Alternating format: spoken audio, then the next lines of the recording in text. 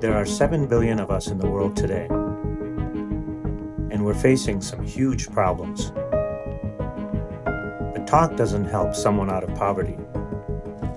Awareness doesn't reduce pollution or grow food or heal the sick. That takes doing. The solutions are here.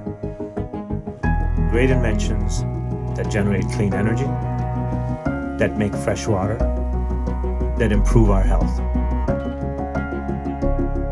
This is the story of what we've been doing. I'm Manoj Bhargav, the founder of 5 Hour Energy. Have you seen this little bottle by the cash register? 5 hours. That's a weird amount of time. But I can't drink any more than this. I don't have the energy. Top 10 Rick Perry excuses. I had a 5-hour energy drink 6 hours before the debate. I have this idea for this drink. Within 2 months, we had it on shelves. When it was growing bigger and bigger, and all of a sudden, it became one of the largest consumer products in the world. 5 Hour Energy. Sales got up 12%. It sold over $1.5 billion. 90% of the market share. Just cracked the Forbes billionaire list.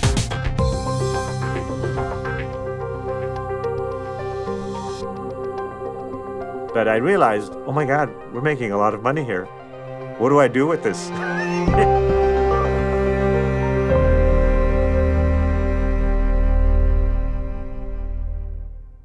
I'll tell you how we work in our company. Somebody comes to me with a project or something needs to be done, and the first question I ask is it useful? How is it useful? Okay? And if it's not useful, it better be entertaining. And if it's not useful or entertaining, there's only one other basket left, and that's useless.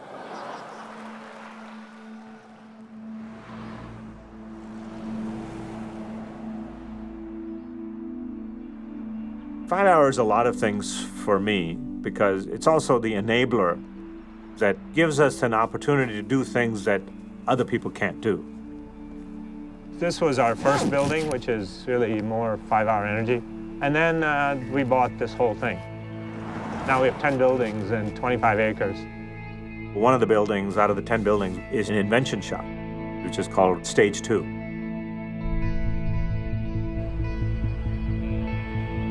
My approach to things is, let's do stuff, invent stuff, make a difference in other people's lives. Stage 2 works in the area of water, power, health. Our goal is very simple, to deliver innovations which can directly impact humanity. And the only way to do that is to actually go fund it. Our view is, if you invent stuff that can be used long-term, it's probably the most fundamental change you can make. We've put an infrastructure together so that great inventions help the poorer half of the world make their lives better. That's what we define as a great invention. That's the software change. Incredibly, it doesn't take enormous amounts of money. What it takes is just doing the right things and inventing the right things. My name is Billy Talley, and I run the engineering and operations here at Stage 2 Innovations. Manoj truly believes in giving back. One of his ways that he believes in giving back is coming up with innovations to help people. Stage 2 is filled with tinkerers, guys that in their garage, they don't have cars, they have stuff they're building. You should see how I got hired. I had actually built a nail gun powered pogo stick, and they thought I'd fit the job well. And these guys are in heaven. I mean, I think they would work there if I didn't pay them. All right, cool. When Billy first came to us, I said, Billy, whatever you want to buy, go buy it. I think he was in shock because you never tell a guy who likes tools, he can buy whatever tools he wants. We have a very, very well-equipped shop here. There's not much we can't build ourselves. Manoj has expressed many times, if it doesn't make a big difference, find something else to do. Life is too short to spend it doing things that don't have a real impact. We're here to make a difference. If you want to do something for the poor half of the world, be here. If it doesn't make us money, but it really changes the lives of people, we're still going to do it. We have the wherewithal to make it a usable product so that people throughout the world can use it. We strive to be fast to failure. We're going to take something and we're going to run as fast as we can and do what we have to do so we can determine whether we're going to go forward or we're not. These are items that we want to bring out on a large scale that he truly believes in. In order to make this, if we didn't have this shop, it'd be weeks out. Now, these guys can program it and make it probably in a day. That part is really, really important. We just concentrate on those things that are going to be incredibly useful. And if you come up with something cool that's not, we don't do it. I have no interest. I don't want to be cool. I'm never going to be cool.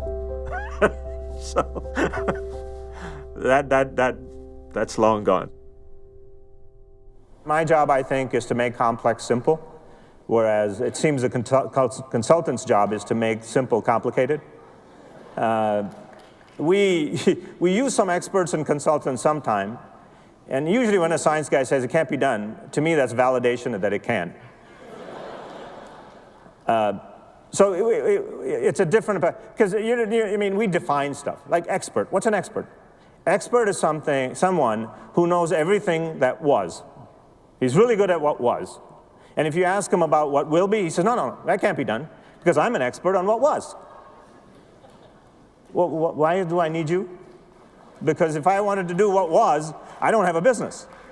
So, we do talk to experts, just make sure that maybe they've thought of something or the history of that area is something that we haven't thought of, but we really don't rely on them for the future, because that's just silly.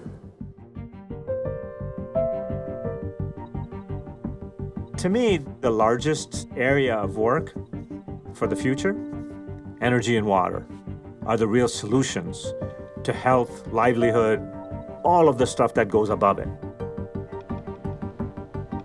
Most people don't realize in rich countries, but half the world either has no electricity or electricity 2-3 hours a day. Everything requires energy. So you try to look for that which is the one thing that will lead to benefits that are across hundreds of things. So human mechanical energy is so amazing. Why can't we use that to create energy? So we've invented a hybrid bicycle that you pedal for an hour and you have electricity for 24 hours. We call it free electric. The free electric, I think, is the coolest of all our inventions. Not just because it just looks really great, but it's so simple. It's sort of what we try to do is make things simpler and simpler. And yet it's going to maybe have the largest effect of anything in the last 100 years. The reason is, for the poor half of the world, they have electricity 24/7. Electricity is the greatest enabler there is, and we've kept half the world out of it. This enables all of these people who have not been part of the Industrial Revolution. They're still living as if it's 2,000 years ago. All of these people now can become part of a productive society. And this is what will enable them. This solves the problem no matter what happens, whether it's sun shines or cloudy or night or whatever it is. Anything happens, you have electricity. You're never out of electricity. Also, if you look at worldwide, the other side is really interesting. Hurricane Katrina was a Category 5 monster that became the costliest disaster ever in the U.S. If a disaster happens, if Katrina hits or some big storm hits, and we've all been through where you had no electricity, the one thing you don't want, you want your cell phone to be always available. You don't want to be out of touch, and you don't want to be in the dark. The worst is being without a cell phone and in the dark. So you're alone in the dark. With this, it can never happen.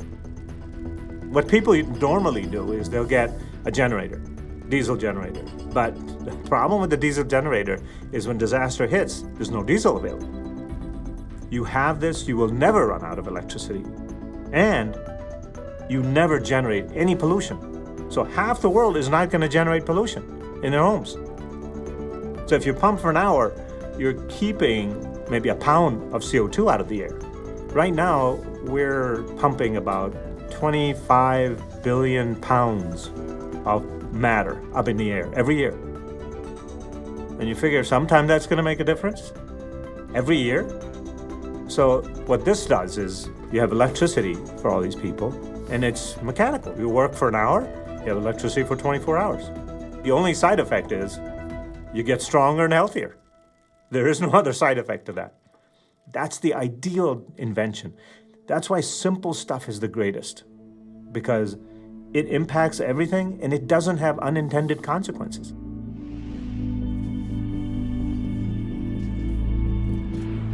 There really is only a few components. You have the basic frame, you have the bicycle gearing, you have the flywheel, you have the battery, and the generator. So it's very, very simple.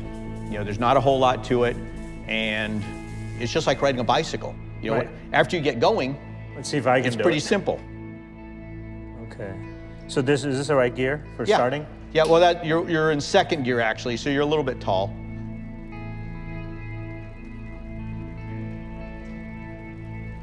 So it's like driving your car away in second gear. Well, actually, I can see it there. That's a better. You lean back. Yes, that's the whole part about the reclining Well, side that's of it. pretty cool. With human energy and working out a lot of the efficiencies, we're able to go and power 1,050 equivalent watts of lighting and energy power. That's like being able to power 10 100-watt light bulbs. I mean, it's a lot of light. Wow. So when does this start to get to a point where it's lights up everything? Well, actually, right about now, be any time now.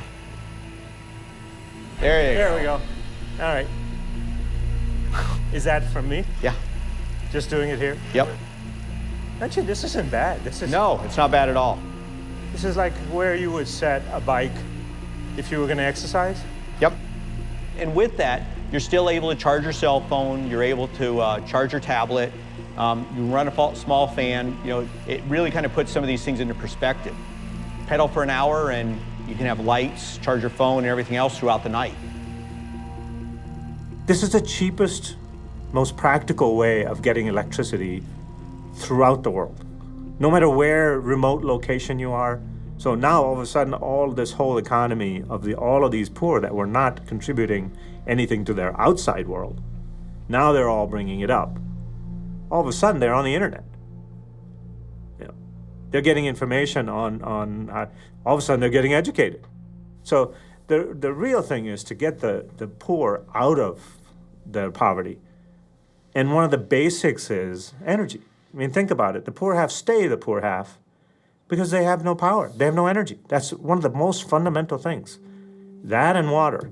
Those are the two biggest things that poor person really needs.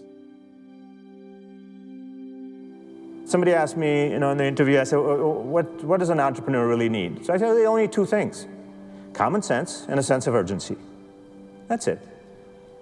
And they asked me, who should we learn this stuff for? And my answer was, from your mom.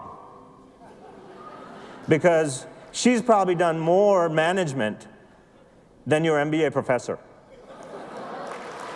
You know. Because she's got a budget, she's got all these kids running around, hard to manage. All of this thing has to be done every day, 7 days a week. Now that's work. That's hard work. That's learning on the job.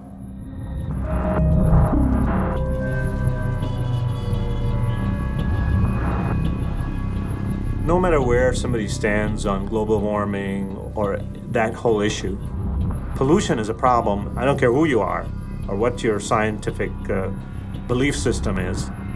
We know that that's bad. We need to get rid of it. Is there a way to get totally clean energy that's sort of bullseye of all answers, with no pollution and unlimited energy?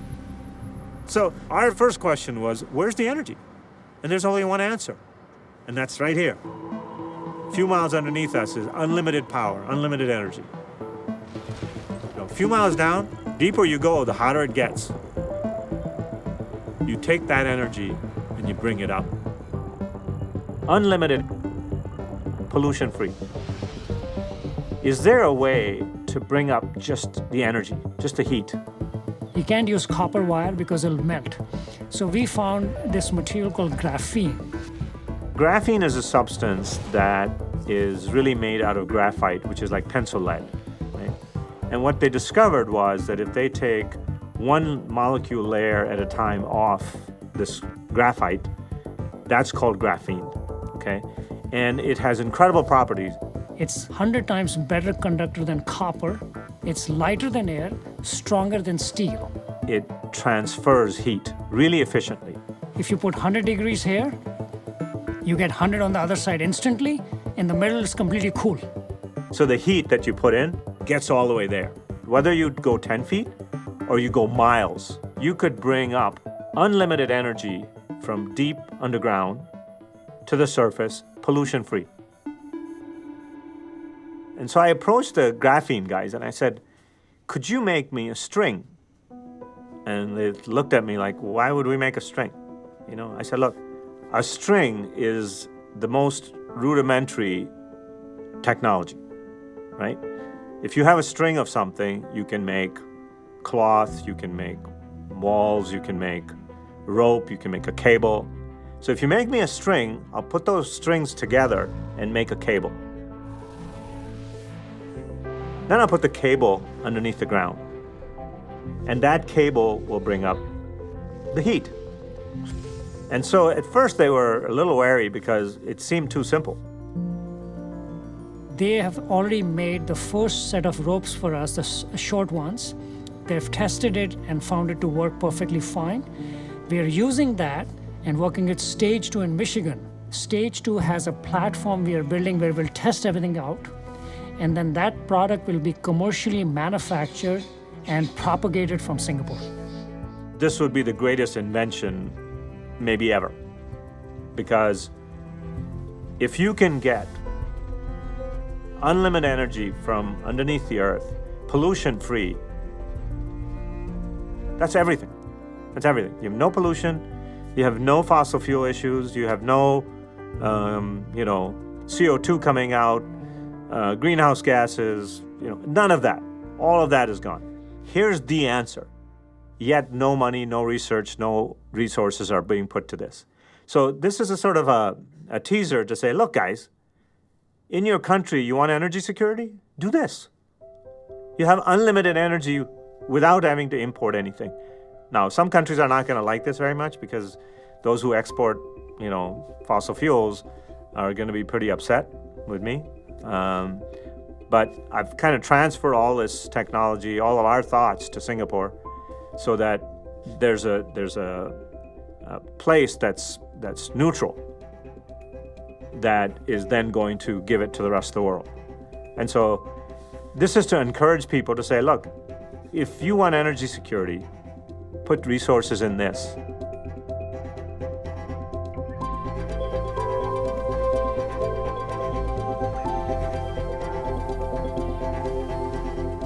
Energy is the great equalizer.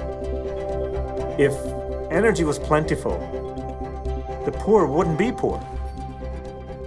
Our concern here isn't to make people rich. Our concern is, can we get them to make a livelihood? Can we get them to be healthy? Can we get them clean water? If you can get it to that level for the people that don't have it, that's an enormous benefit. Wall Street fellas are so enamored of companies that spend 5% of their sales on research versus 3%. What, is this brains by the pound? It's not about the money. Good stuff doesn't come from money. And history tells us that, and we still chase it. Mobs of PhDs do not come up with great inventions. It's a couple of guys in a garage that have proven that that's not true. And it's usually a couple of people. Throughout history, it's only been a couple of people have come out with the greatest of stuff. And yet we insist that if we have 1,000 PhDs instead of 500, we're going to do it better. It makes no sense. The drought has left its mark here. Some communities could soon run out of water entirely. This is what the Sierra looked like a year ago. But this winter, what a difference. The state now in extreme drought. Nature's always smarter than we are. Let's say you come up with an invention that makes clean water out of all this huge amounts of salt water that the world has. Water everywhere, not a drop to drink. So we've got all this water, but we can't use it. Now there's a lot of places around the world, whether it's India, Africa, China, everywhere, there's a shortage of water. And one of the reasons we went after water is because it is totally fundamental to human life. All right, spray bars are holding, starting to make distillate. Cool. Where we are right now is the RAIN project. This equipment, what it does, it turns seawater or any dirty water into fresh water. Well, one of the reasons why we got involved in the RAIN project is we saw a lot of lacking technologies in the market to generate what we call high-quality water, which can be used for agriculture, drinking, and industrial applications. But more importantly, it does not require any operational support. All right, start spinning other parts. The reason we called it the RAIN project basically mimics nature. It heats water, you have water vapor, and then you take that moisture into a different compartment, and then you distill it. The steam or vapor turns into water. So it takes energy to heat the water, and then the energy is released when you turn it back to water. So we take that energy and recycle it back to heating the water again. This little bitty machine here can do 1,000 gallons an hour. Some of the great things about it compared to what the technology is today is, one, it has no parts that are consumables, no screens or no membranes that go bad, and it can be made to make distilled water or any level of clean water, whereas current technology will only take seawater and turn it into drinking water, but it will not turn it into water that can be used for agriculture. It still has too much salt. This was our prototype version from 6 months ago. We learned off this version, we added some new ideas and concepts, and we built to what we believe is our next version to go into the field for commercial use. Billy came out of automotive, so everything is made with that discipline in mind, that you're going to build a plant, and then you're going to have pop hundreds of these out every day. As we call it, we can cookie cutter it. So we can stamp out thousands upon thousands of them. The world's requirements are staggering. So you need to be able to build thousands of these, instead of one plant that takes 15 years to build. We don't have the time for that. We're able to take, seawater, undrinkable, unusable for anything, and turn it into complete drinking water, literally in a matter of minutes. And the beauty is, it's a very self-contained system. You don't need a lot of infrastructure to do it. If you move something in a modular basis, you need the hoses to hook up for the water, a couple of tanks to collect the water, and electricity to run it. So it's very easy and modular system to be able to put in anywhere in the world. And when you're done, you have lovely, fresh, clean water. It's warm enough to make tea right now, but good, fresh, ready to go. Great. How is it? It's good. It's good distilled water. This water right here is probably at a level almost to pharmaceutical grade water. Wow. And that's one of the other beauties is we can raise or lower what the level we want to. But this is very, very, very pure water right now. From fresh, clean water comes food, comes livelihood for farmers, comes health. This is the first time exceptional drought has ever been declared in California. These before and after pictures show where water levels should be and where they are today. Whether you're rich or poor, it doesn't matter. If you don't have water, you have to move or die. That's going to happen across the world. We have to work on water. There's no choice. So in California, right now they're not looking at it. Nobody wants to say it. But if you don't get water, if you don't solve this problem, California becomes a desert. Now we're looking at it and saying, Instead of one big desalination piece of equipment, you have a farm of these.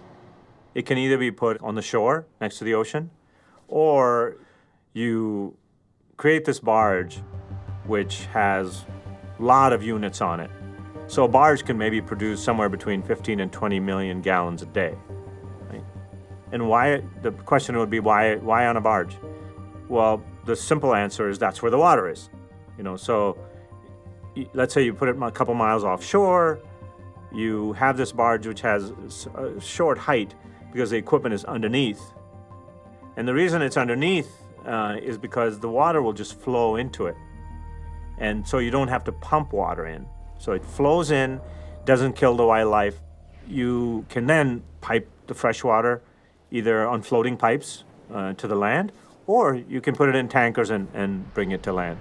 So we're thinking of things like if you had 100 or 200 barges, let's say off Southern California's coast, all the shortfall of Southern California would be covered. And the advantage of that is that if people at that point say, well, we don't like you being there, then you say, okay, see ya, we'll go to the next place. So the answers have to be lower in energy, then it needs to be able to be made in massive scale, and then it also has to go past political issues. All of those are real problems. And so this project, what it does is say, okay, with this, if you have thousands of barges throughout the world, we can address the needs of, ridiculous amounts of people. And in the end, we're going to have to do that in order to take care of the 7, 8, 9 billion people that are going to end up on Earth. So that's a project that's, for us, is a big deal. We have what's called the Prime Directive, which is, if anybody of you have ever seen Star Trek, there's a Prime Directive. And the Prime Directive in our company is no aggravation. Okay, nobody gets to give us aggravation. Whether it's customers, vendors, employees. If you aggravate, you gotta go. It's that simple. And it's really business. Because usually it's the 1%, some customer that's got 1% of your business, and he's driving you nuts. And he's taking up 80% of your head. How is that business? So aggravation is the largest cost in business. My work is my hobby. I don't really do work because I have to. I actually like it. It's my basketball and football. So much fun. I just tried 4 different new flavors of 5-hour. For a smile? Yeah. I can go from one, all of a sudden doing charity to doing technical to doing 5-hour flavor. I have to switch from company to company within minutes. I don't think he would be Manoj if he wasn't doing a lot of things at one time. It's how he thrives. I want a Jetson suitcase. Oh, wow. Yeah, good luck with that. We could do that. Okay. Ready? Yeah. Which way? I always get lost here. Too many companies. Forgot my keys. So annoying.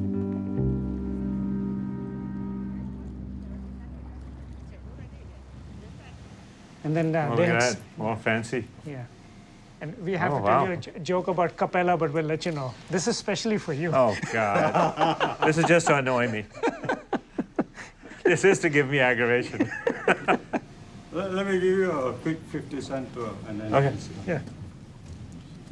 So this is about 3 times the size we had. Okay. The cutting edge of medical science today is changed from what they've been doing for the last 50 years. For the last 50 years, what they've been doing is saying, okay, here's a disease, let's kill it. Let's kill something.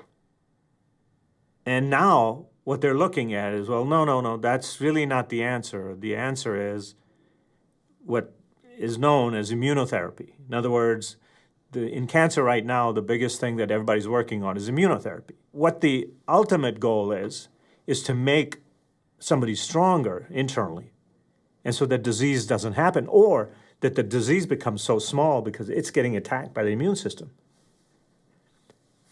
What we found for that is one of the great products that's been invented decades ago. So when it was invented, it wasn't the right time for it. Now, when people are looking at immunotherapy as the big thing, this is probably the biggest weapon in its arsenal. Yeah, it is. Same memory foam. Yeah. Only the color is different. It's, Slightly, yeah.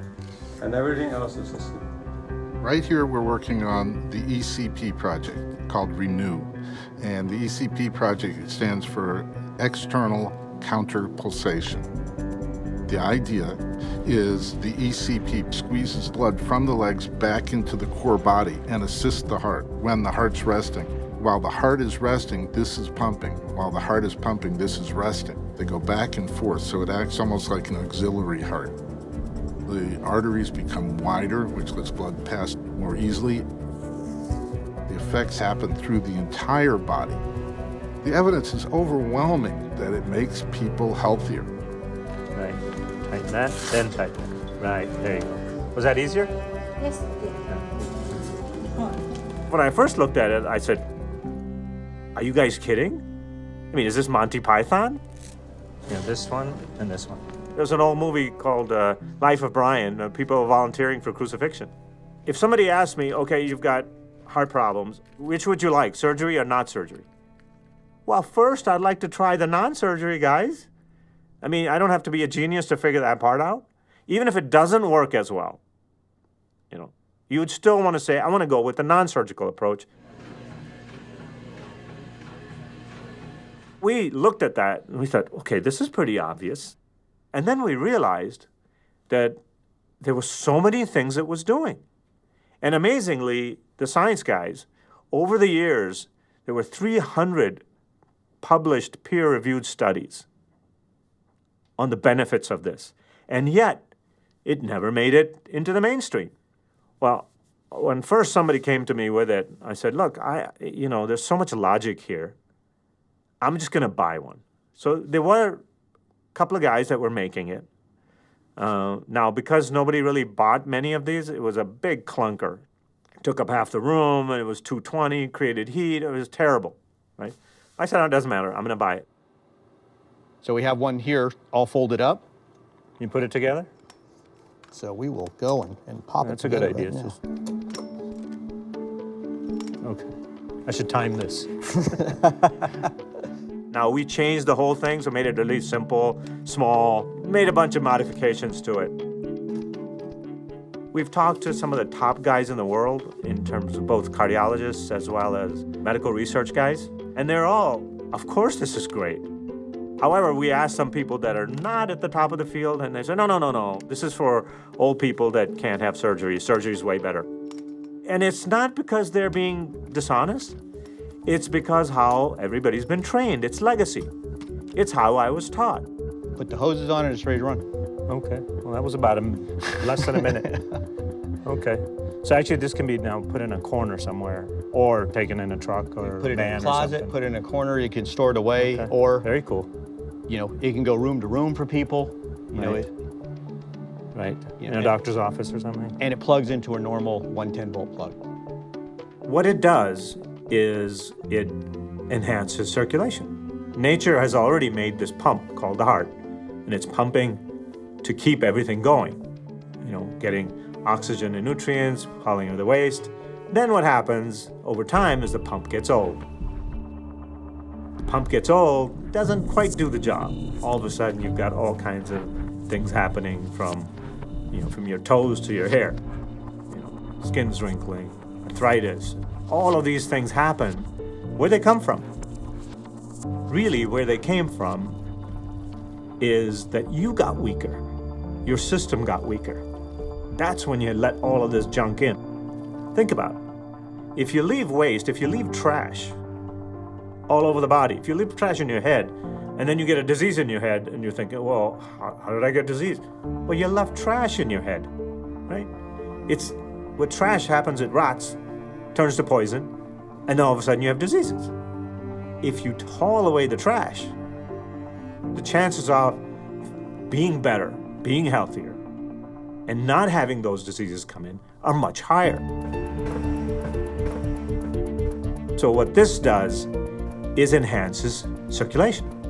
And again, back to what we do here at Stage 2. It's just nature with a twist. We go for simple, which is, if you're healthier, if you're better, if you're stronger, then there's less disease. I got this from Sir David Lane.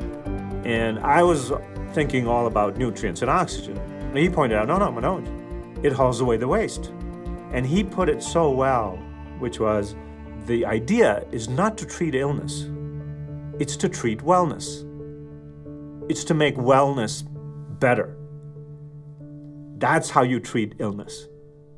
Right? That was so smart. David Lane is regarded as one of the foremost scientists and experts in the area of cancer and oncology. He's actually been knighted by the Queen. He's a brilliant person. When you get to talk to him, you'll realize how fast he can understand the things we are doing. And he sees tremendous benefits for ECP in healthcare. So his point is, if you can delay ailments, that's healthcare. We tend to think of ourselves as being well or being ill, but the reality is it's a continuum. And what we should be aiming for is great wellness and no illness. I think what we tend to do is think we're well until we're ill, and that's the wrong way around. We need to be thinking about maintaining health as a much more proactive process. Everybody wants a shortcut, so maybe I take this vitamin and I'll be better, or maybe I'll do this, I'll be better. But what we need to do is think about fundamentals. So what is the fundamental? The fundamental is the blood, the circulation. That's what your heart's doing, that's what's taking nutrients around your body, that's what's critical for eliminating waste products. So clearly poor circulation is the basis of a lot of illness. So it's clear to me, that anything that can help people to improve their health is very, very important. So ECP is an example of that. Everybody says, well, how can something so simple work? How can just pumping your circulation a bit help? But the question is, ask the question, does it work? If it does work, then it's very valuable. And I think this is where, you have to go outside the system. I mean, the current system educates people to behave in a certain way. You get ill, you go to the doctor's a godlike figure, the doctor's going to save you, that's how it works. And instead of thinking, oh, I'm part of this process, I can't be passive, I should be active. And I think it's that shift in thinking to think about new ways of doing things. Of course, it doesn't solve every disease there is, but it is one of the greatest things that we found. This is the answer for the poor. Of course, whether you're poor or rich, you're still only a human being. Health is something that's across the board, whether you're rich or poor. When we looked at that for the poor, we said, okay, well, this is across all human needs. And if you can do this, how many things does it affect? Is it wide enough? Oh, yes. Because now I made it for whatever. So, yeah, we still did it for 95th percentile. Yeah, it's still. Yeah. So if I gain another 20 pounds, I'm still okay.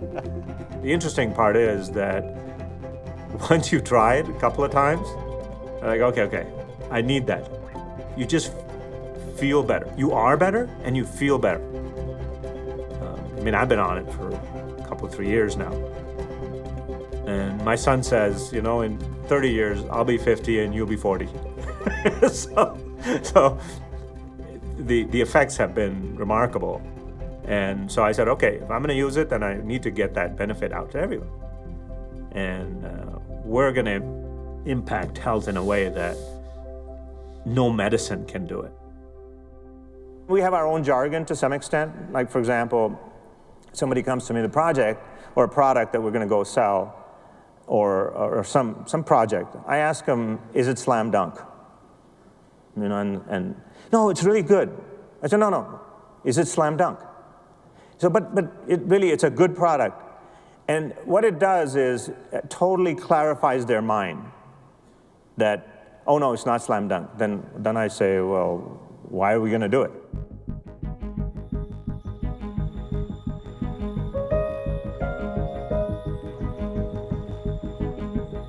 When we first went out to do philanthropy in a big scale, so we started giving money all over the place and helping other people to do their work.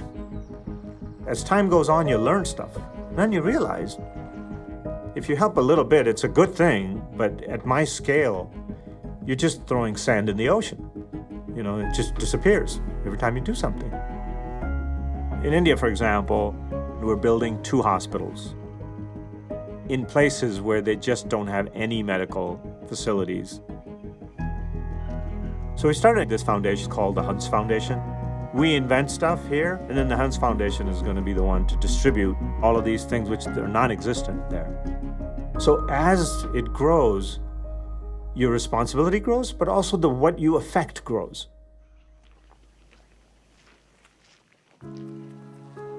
There's an old story from Indian scriptures about a blind man heading towards a well. There's a guy who's watching.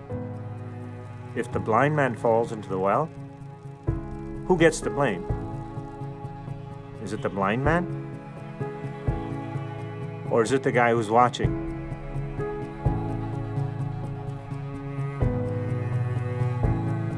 Our approach to philanthropy, there has to be meaning. I mean, the question for us was this: how can we make a sizable difference to alleviate human suffering? Who's got the technology for this? Who can make this happen? Manoj is driven by the fact that work is never done. What it shows is that a single person with a small team can actually affect close to 5 million people. So it doesn't take much to then go and say, how do I help the remaining 500 million? If you're doing really great things that have purpose, you feel great. And so we found a whole bunch of things that we can do ourselves that will make a difference for 100 years. The more wealth you get, the bigger your duty becomes, which is to help those who have less, who are suffering. The more you're given, the more you're asked. You should be more responsible for the more you're giving. It's not a curse, but it's like a weight that if you're given more, more is expected from you. And it should be. It's that simple. That's it.